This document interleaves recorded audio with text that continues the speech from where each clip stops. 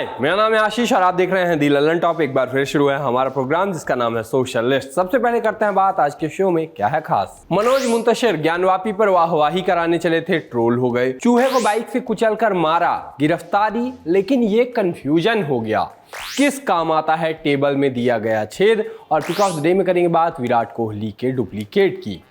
बात करते हैं मनोज मुंतशिर की। आदि पुरुष के डायलॉग लिखने के बाद मनोज मुंतशिर के स्टॉन्क्स वैसे ही गिरे हैं जैसे टमाटर के भाव बढ़े हैं। मनोज मुंतशिर का हाल ऐसा है कि वो आज की डेट पे अगर ऊंट पर भी बैठ जाएं तो उनको कुछ ना हो, लेकिन महीने भर तक उस ऊंट को कुत्ते काटते रहें। आज की तारीख में मनोज मुंतशिर जिस चीज़ को हाथ लगा रहे हैं वही आदि पुरुष हुई जा रही है, या कहें कि आदि पुरुष की स्क्रिप्ट जैसी हुई जा रही है। एक किस्म की बात कर मनोज मुंतशिर ने अपने आसपास जो भीड़ इकट्ठी कर रखी थी अब वो उन्हीं के खिलाफ जा चुकी है। ताज़ा नमूना दिखा उनके नए ट्वीट पर। कवियों में विशेष किस्म का आग्रह होता है कि किसी भी चर्चित मामले पर कविता पढ़ देने की या पुरानी कविता चला देने की। ज्ञानवापी कीवर्ड बना तो कवि मनोज मुंतशिर ने वीडियो चढ़ा दिया, लिखा सत्य परेशान हो सकता है पराजित नहीं, माननीय न्यायालय को प्रमाण चाहिए। मुझे विश्वास है कि करोड़ों भारतीयों की आस्थाएं और ज्ञानवापी की शिलाएं प्रमाण अवश्य देंगी। पूछेगी जब अदालत, पत्थर गवाही देंगे। सोचा होगा जनता खुश होगी, शाबाशी देगी, हुआ उल्टा। लोगों ने आदि पुरुष याद दिलाते हुए ट्रोल कर दिया। कहा गया तू रहने दे भाई, जाके आदि पुरुष देख ले। कांग्रेस के कार्यकर्ताओं ने लिखा कि आदि पुरुष की कथा पटकथा संवाद लिखते वक्त ये महिमा मंडित भाषा कहाँ गई थी। विश्वगुरु की तरह महान और पौराणिक बातें करके जनता को मूर्ख क्यों बनाते हो। पूछेगी जब जनता की अदालत, इतिहास गवाही देगा कि कैसे तुम सब ने मिलकर भारत की दुर्गति की। किसी ने लिखा हनुमान के साथ जो मजाक किए थे फिल्म में उसी का डैमेज कंट्रोल कर रहे हो ना। एक यूजर ने लिखा आप चुप ही रहो, तुम्हारी असलियत सबके सामने है। तुम जैसे धर्म के व्यापारियों को देश निकाला सजा मिलनी चाहिए। तुम जैसे की वजह से ही सर्वश्रेष्ठ धर्म सनातन आज अपनी डगमगाती नाव पर खड़ा है, जो कि एक समय खुद विशाल समंदर के समान हुआ करता था, लेकिन समय समय पर तुम जैसे लुटेरे आते गए और धर्म कमजोर होता गया। एक यूजर ने लिखा फिर से आ गए हिंदुवादी कार्ड खेलने, जो होगा कोर्ट में होगा कहते हुए लोग बोले जनता तुम्हें जान गई है। जो भगवान श्री राम और हनुमान जी के नहीं है वो किसी काम के नहीं है, तो अपना ये ढोंग अपने पास रखो, अदालत और वकील देख लेंगे, तुम्हें ज्ञान देने की आवश्यकता नहीं है। आदि पुरुष याद दिलाते लोग बोले कि सब बेकार है सर जी, आदि पुरुष से जो रायता फैलाया है वही अब सिमटने वाला नहीं है, मतलब वो अब सिमटने वाला नहीं है। दुखी लोगों ने कहा मनोज सर मैं आपकी रचनाओं का बहुत बड़ा फैन हुआ करता था, परंतु जिस दिन आदि पुरुष देखी मैंने, मुझे तो विश्वास ही नहीं हुआ कि वो डायलॉग्स आपके द्वारा लिखे गए हैं। मैं ही नहीं न जाने कितने मुझे जैसे होंगे जिनके मन में आपके प्रति जो छवि थी वो थोड़ी धूमिल सी हो गई। नतीजा निकालने की कोशिश करते हुए एक यूजर ने लिखा कि शुक्ला जी कमेंट्स पढ़कर लग रहा है कि जनता ने माफ़ नहीं किया। कोई नहीं, बस आप अब रंग न बदलिएगा, सब ठीक हो जाएगा धीरे धीरे। आपको तो प्रयागराज से भी दिक्कत थी, इलाहाबाद ही सही था आपके लिए, ऐसा एक वीडियो में देखा था आपके। लेकिन असली पश्चाताप लिखना चाहते हैं, असली पश्चाताप की आग सारे अपराधों को खत्म कर देती है।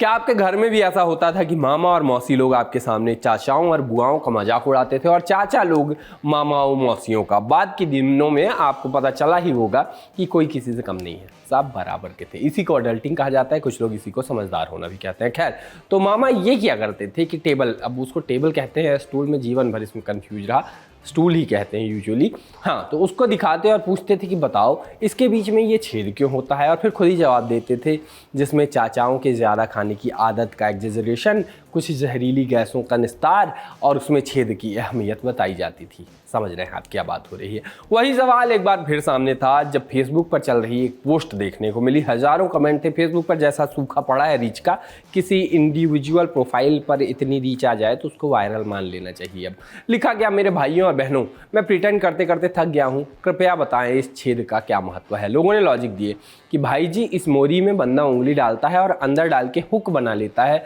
फिर आप इसको खींच करके लिफ्ट कर सकते हैं।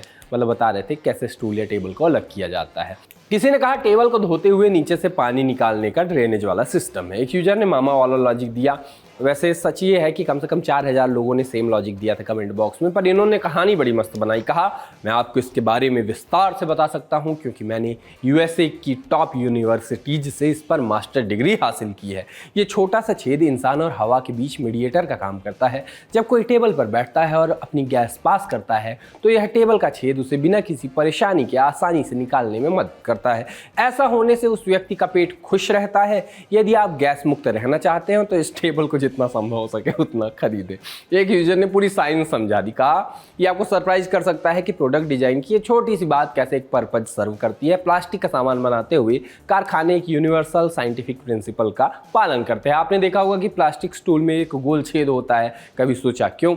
इस डिजाइन के पीछे का कारण स्टूल को संरचनात्मक स्थायित्व, कितना हैवी शब्द है, संरचनात्मक स्थायित्व देना है, ताकि कोई उस पर बैठे तो वो टूटे ना। अगर छेद चौकोर आकार के होंगे या उसमें कई एंगल होंगे, कई कोण होंगे, तो बैठने पर लगाया गया बल उन एंगल्स या कोनों पर लगेगा, जिससे दरारों की संभावना बढ़ जाएगी। वहीं गोलाकार छेद बल को, बैठने पे जो बल लगता है उसको समान रूप से बांट देता है, जिससे स्टूल की ताकत बनी रहती है। ये भी बताया कि ऐसे छेद से इकट्ठा रखे होते हैं जब वो स्टूल, तो उनको उठाते समय उनके बीच में वैक्यूम कम बनता है। इससे उनको लाना, ले जाना और ढोना भी आसान हो जाता है। आपको क्या लगता है कारण? वैसे तो आपको पता ही है, लेकिन फिर भी आपको क्या लगता है कारण? कमेंट बॉक्स में बता दीजिए।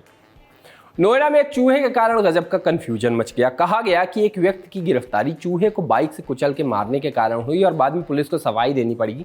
नहीं, ऐसा भी नहीं हुआ था। मामला पूरा बताते हैं। तो नोएडा के ममूरा इलाके से एक वीडियो वायरल हुआ। इसमें एक व्यक्ति मोटरसाइकिल से कुचल करके एक चूहे को मार रहा था। लोगों ने वीडियो सोशल मीडिया पर अपलोड किया, जिस पर नोएडा पुलिस ने एक्शन लेने की बात कही, गिरफ्तारी की भी बात कही। इसी के बाद हल्ला और अफवाहें फैल गई कि पुलिस ने जैनुद्दीन नाम के उस व्यक्ति को चूहा मारने के लिए अरेस्ट कर लिया है। बात कुछ ऐसी भी बिगड़ी कि पुलिस ने जो शुरुआती ट्वीट किया था उसमें पूरी बात नहीं लिखी थी। बाद में जब अफवाह फैली तो व्हाट्सएप के स्क्रीनशॉट वाली पूरी सफाई पेश की गई। लिखा गया कि आज गश्त में मिला कि युवक अपनी बिरयानी की दुकान पर ग्राहकों से पैसों को लेकर आमदा फसाद हो रहा था, जिस पर मौके पर पहुंची पुलिस द्वारा उसको समझाने का प्रयास किया गया, लेकिन वो और अधिक उत्तेजित होकर आमदा फसाद करने लगा, जिस पर उसे सीआरपीसी की धारा 151 में गिरफ्तार करके चालान की कार्रवाई की गई।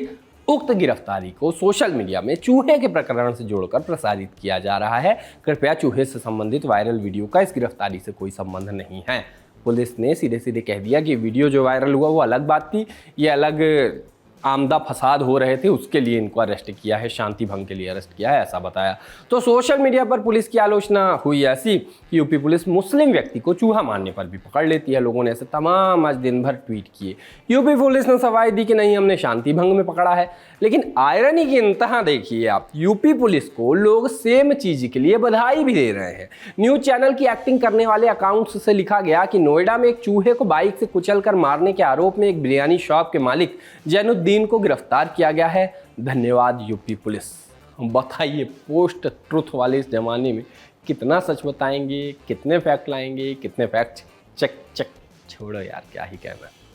सोशल लिस्ट में अब बारी है पिक ऑफ द डे की, और पिक ऑफ द डे में आज बात करेंगे विराट कोहली के डुप्लीकेट की। खबरों में खूब चल रहा है इनका नाम, वीडियोज भी खूब बन रहे हैं इन पर। हरियाणा के सॉफ्टवेयर इंजीनियर कार्तिक शर्मा है ये। कार्तिक कोहली _18 नाम से इनका इंस्टा हैंडल है। एकदम कोहली जैसे दिखते हैं, आरसीबी के फैन भी हैं, कोहली और खेल से जुड़ी वीडियोज भी शेयर करते रहते हैं। कितना दिखते हैं कोहली जैसा जानना चाहते हैं तो इंस्टा पर इनको खोज सकते हैं और हमें बता सकते हैं।